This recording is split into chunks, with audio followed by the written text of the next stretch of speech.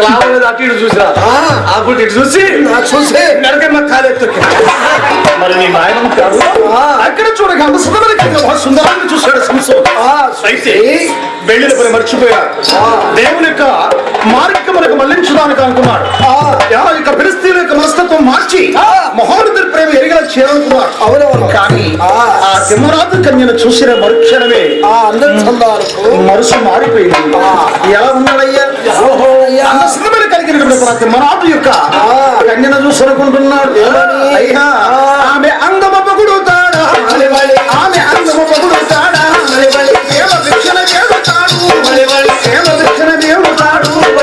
కవిగిట చేర్చమంటాడు, సామాన్య తీర్చమంటాడు, నిన్ను విడనాడమంటాడు, నన్ను మన్నించమంటాడు, నిన్ను విడనాడమంటాడా, ఎక్కడ కోది సంతానపాడు వచ్చిన పని మర్చినాడు.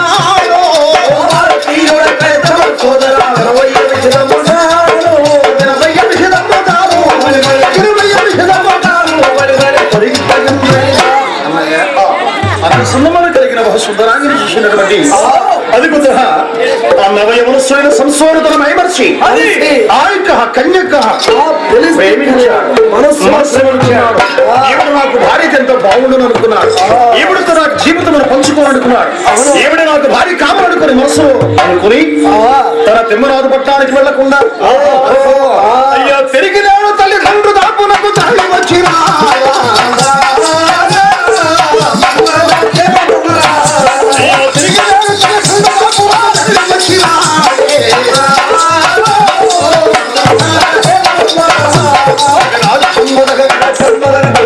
వచ్చేసాడు సంసోను. తల్లిదండ్రులు రాసులకు రాక ఆ తల్లిదండ్రులు అంటున్నారు ఏమని ఎక్కడికి వెళ్ళారు? మీరు వెళ్ళవద్దున్న స్థలం ఉన్నదే అదే తిమ్మరాజు పట్టణం. కుమారా ఆ పట్టణానికి వెళ్ళారు. నాయనా వెళ్ళొద్దని చెప్పారు కదా. అది చెప్పారు బాగానే ఉంది. వారు ఎలా ఉంటారో చూడాలని ఆశగా వెళ్ళాను. నాకు మరి పట్టము నాకు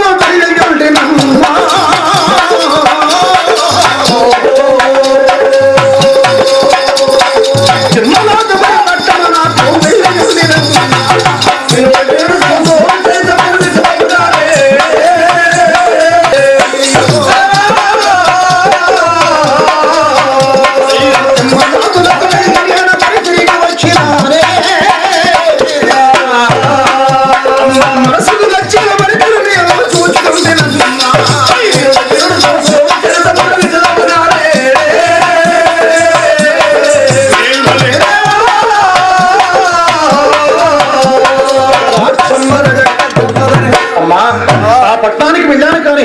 అక్కడ ఒక అందస్మరణ కలిగిన బహు సుందరాన్ని చూసి మనస్సారా ప్రేమించాను కూడా.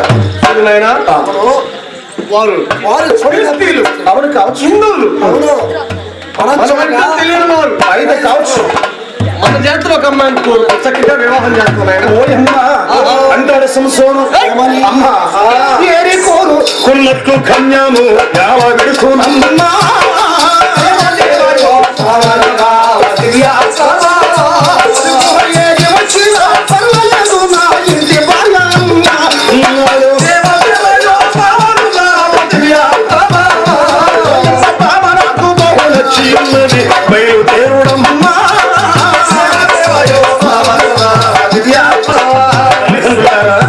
ఏడుమిచ్చిన భరించినప్పుడు బాధ్యత నాకున్నది కాబట్టి ఆ అమ్మాయితో పెళ్లి జరిపించండి. కనుక ఆ అమ్మాయితో వేరొకరు మాత్రం వివాహం చేసుకోవడం ఆత్మహత్య చేసుకుని మరణిస్తా. ఈ పెళ్లి జరగదు జరగదా జరగదు జరగదు ఇంట్లో సరిపోతా. అయితే జరిగింది. ఇక చూడండి బంధువులు ఆనాడు కాలం చూడగా బయలుదేరారు తల్లిదండ్రులు కూడా వెళుతుండగా ఆనాడు సంసోను తన భావిని లోపల చూశాడని మనసులో అనుకుని మా తల్లిదండ్రులు ఎక్కడికి పెడతారు, ఎవరు చూస్తారు, ఎవరితో మాట్లాడతారు చెప్పి మారు మార్గాన బయలుదేరి వెళుతున్నాడు సంసోను అన్నాడు. అంటే బంధువులు ముందుగానే వెళ్ళిపోయారా తిమ్మరాజు పట్టాలి. ఇక సంసోను ఇంటి దగ్గర నుండి ఆలోచించాడు. ఆ తల్లిదండ్రులకు ఆ అమ్మాయి పేరు చెప్పలేదు, వాళ్ళ నాన్నగారి పేరు చెప్పలేదు కాబట్టి వారిని వెళ్ళి కలుసుకొని వారి యొక్క డ్రెస్ చెప్పాలని వెనకాల ఆ సంసోని ఆలోచిస్తున్నాడయ్యా. అయితే మారు మార్గం అని వస్తున్నాడు. పెద్ద పెద్ద రాళ్ళు పెట్టి తొలగిస్తున్నాడు, పెద్ద పెద్ద వృక్షాలు కలిగిస్తున్నాడు. అయితే రాళ్ళు తొలగిస్తుండగా ఒక బండ మీద ఒక బండ పడి నిప్పు రైతుల తరహా అరణ్యమంతా కూడా మంట తయారైనదట. రేడు దుక్కులు తరహ జింకలని కూడా తన పరుగులు ఆ సమయమున ఆ శబ్దమును గైకున్నటువంటి తరహా పూర్వవర్గములకు రాజు సింహము ఆ కదురు సింహం తన కొండ గురించి బయలుదేరింది. ఏమిటది తన పని? మాటికి ఉండగా వచ్చుస్తున్న సంసోనికి ఎదురుగా నిలబడిందట. సంసోను తన ఎదురుగా చూశాడు తన సింహాన్ని. అనుకుంటున్నాడు, ఇది ఏనాడు కూడా నేను నా కళ్ళతో చూడలేదు. ఇది చూడగా చాలా అత్యుత్తమగున్నది కదా, దట్టము గల జుములతో ఉన్నది. ఇది ఏమి జంతువు అనుకున్నాడు సంసోను. చిన్నతనంలో ఆ తల్లిదండ్రులు చెప్పేవారు కదా, అవునవును ఇది సింహం కాబోలు. దేవుని యొక్క ఆత్మ దేవుని శక్తి తన శరీరం ఉండగా సింహం అంటే చాలా చిన్నది. సింహం అంటే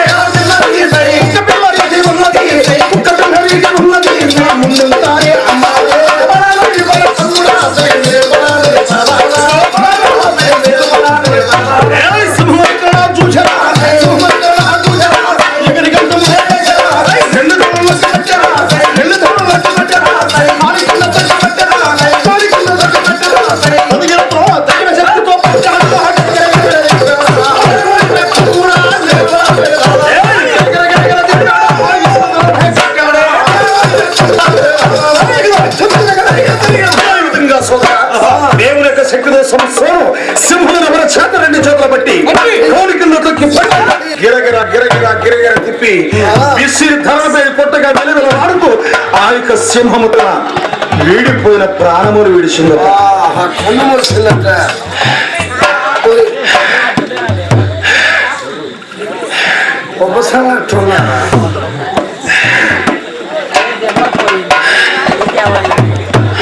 అన్నయ్య సంవత్సరం చూడగా కొదవ సింహాన్ని అవలేగా చంపేస్తాడు. నువ్వేంట్రా ఏమైందిరా? చూడండి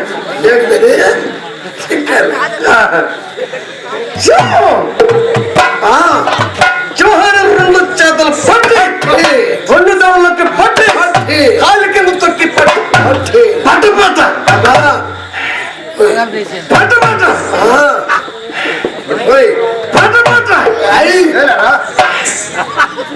రెండు చీలకలు చేసి నేను తొండబలున్నాయినా సంసోన సింహబలుడైతే నేను తొండబలున్నాయినా ఏది తొండం తప్పి ఉడతబలుడయ్యాడు.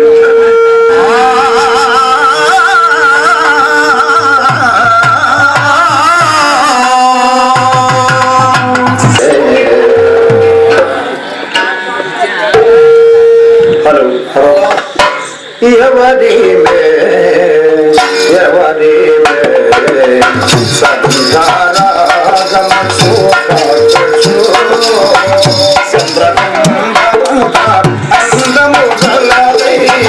సూర్యుని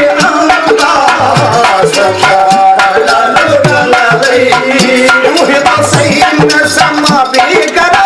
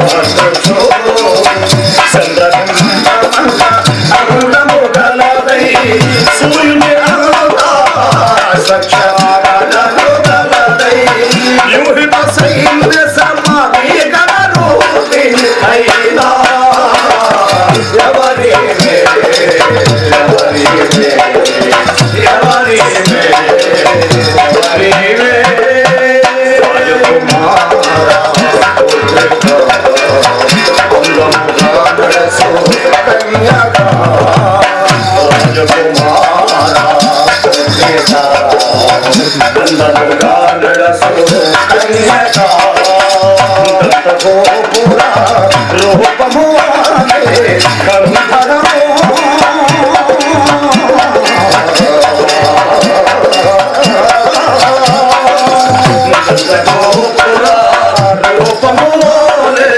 కంధరము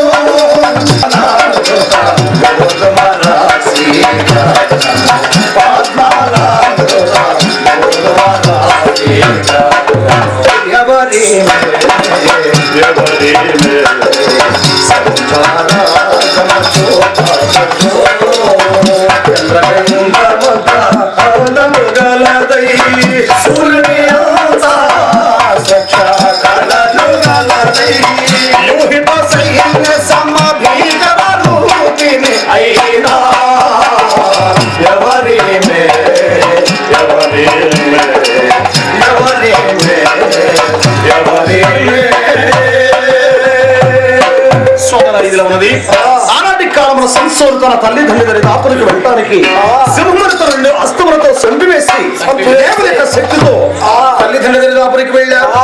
అయితే భావి దాపులు ఉండగా సమయానికి మనాతు కన్యలు బయలుదేరి వస్తుండగా అదిగో గుర్తించినటువంటి సంసోను వారి గంట బయలుదేరి వెళ్ళి ఆ అమ్మాయి ఎవరి గృహానికి వెళుతుందో వారి గృహానికి వెళ్ళి అంటున్నారట, అయ్యా మండి ఓ మిమ్మేనండి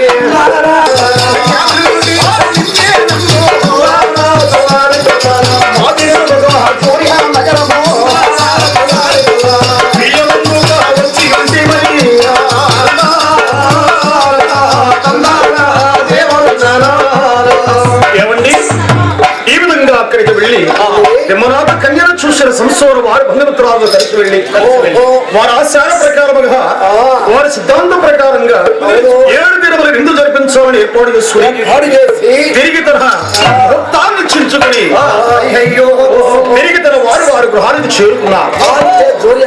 తిరిగి 3 నెలల కాలం తదుపరి వారు తన విందు జరిపించడానికి కావలసిన సామాగ్రితో బయలుదేరారు. బండ కట్టుకుని వెళ్ళిపోవడం అలంకరణ చేసి యమునాథ పట్టణానికి వెళుతుంటే మార్గ మధ్య నీళ్లు లేక బాధపడుతున్నారు ప్రజలందరూ కూడా.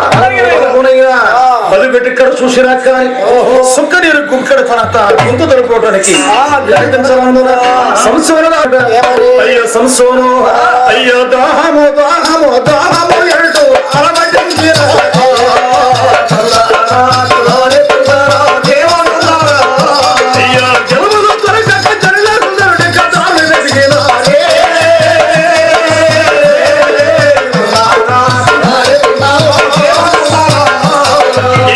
సంసోను కూడా ఆ రణ్యములు వెతకడం ప్రారంభం చేశాడు. అయితే వెతకగా 3 నెలల క్రితం సింహముతో పోయి దాన్ని సంహరించినటువంటి స్థానానికి వచ్చాడు. ఆ సింహము తన చనిపోయిన సింహం ఎలా ఉందో చూడాలని ఆశ్చర్యపడి చూస్తుండగా ఆ సింహం రక్త మాంసముల తరహా దేహమంత శిథిలమై దట్టమ కలిగిన ఎముకలు ఉండగా ఆశ్చర్యపడి చూస్తున్నాడు. మానవ జీవితం కూడా ఇంతే కదా అనుకున్నాడు. అందుకే మిత్రమా, దేవుని యొక్క దృష్టిలో మానవుడు సరిపోతే మరి దేవుని యొక్క వాక్యం చెల్లిస్తుంది, మట్టిలో కలిసిపోతుంది. కనుక దేవుడిచ్చిన ఆత్మ దేవుని చెంతకే వెళుతుంది. కాబట్టి అలాంటి కాలంలో దేవాదేవుడు మట్టితో మనం చేసి నాశన జీవాధిపతి మహోన్నతులు ఇచ్చాడు జీవాన్ని. అవునా యొక్క అవనిలో అన్ని కూడా ఏర్పాటు చేస్తున్నటువంటి మరియ సూత్రుడు చేస్తున్నాడు. అతను ఎవరో తెలుసా? ఆ మహోన్నతుడు అవనిలో ఉన్నటువంటి అవును సర్వసృష్టి గల దేవుడు తన కుమారుడిగా ఎంచుకుని ఈ యొక్క భూలోకము నివాసమని వస్తున్న మన పాపుల కోసమని మరలా తిరిగి అదిగో తన కుమారుడుగా మరియ గర్భాన నిలిచున్నాడు. అందుకే దేవుని యొక్క ప్రేమ చాలా గొప్పది. దేవుని యొక్క మరి శక్తి చాలా ఉచితమైనది, ఉన్నతమైంది. అందుకే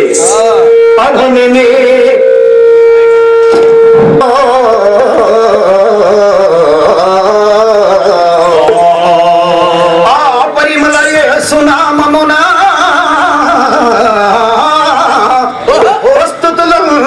పావనాత్ముడు ఈ భూమిపై సర్వ మానవుల ముక్తిని కోరడి దివ్యమూర్తి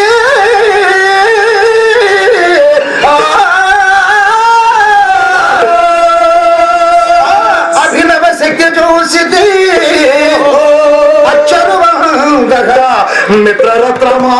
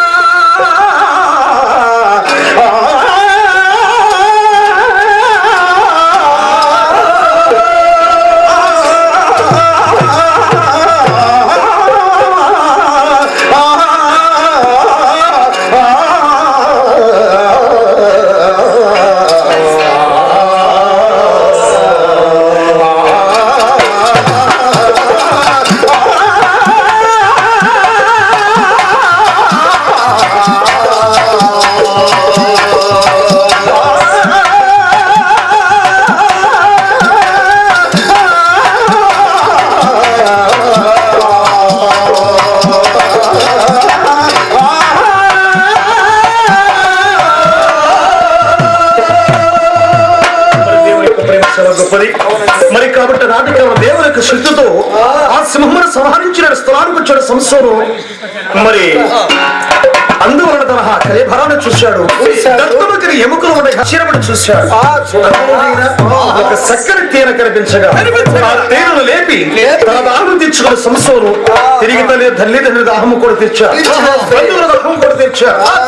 తిరిగినైనా తిమ్మరాజు పట్టానికి తన వస్తూ ఉండగా ఆ తిమ్మనాథుడు ఏం చేశాడు చూడండి. ఎలా ఉన్నదండి? ఊరంతా పందిళ్ళు పాకాలను జోరుగా వేశారు.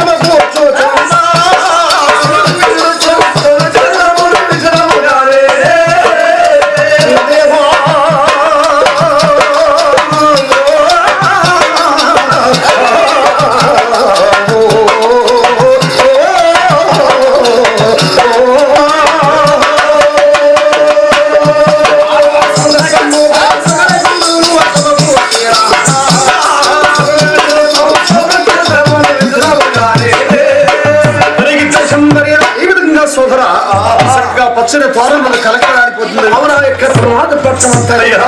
ఇక కార్యక్రమం ఏర్పాటు చేస్తున్నారు. ఇందులో పెళ్లి కుమారు అలంకరణ చేశారు, విడుదల కూర్చొని పెట్టారు సంస్కృతి పెట్టి. ఇక అక్కడ విందు జరిపిస్తున్నారు.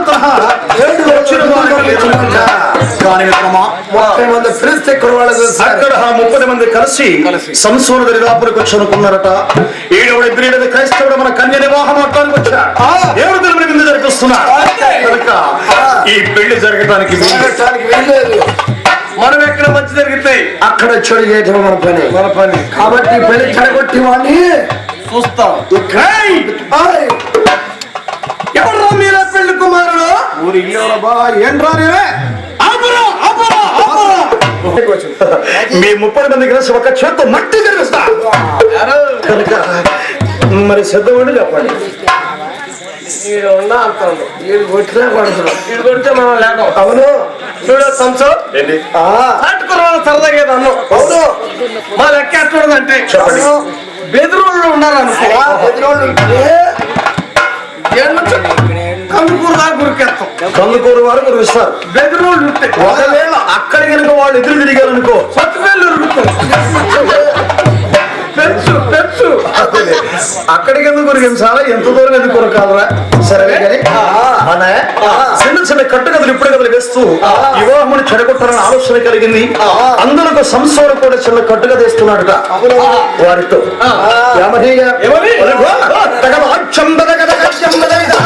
తీపి వచ్చి తెలుసున్న దానిలో తిరిగి వచ్చే పరమైన దానిలో వచ్చే పరమైన దానిలో వచ్చే పరమైన దానిలో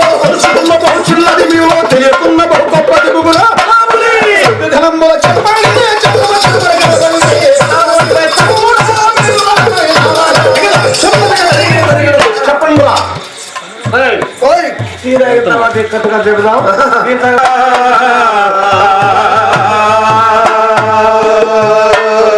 రాజాది రాజా మోహ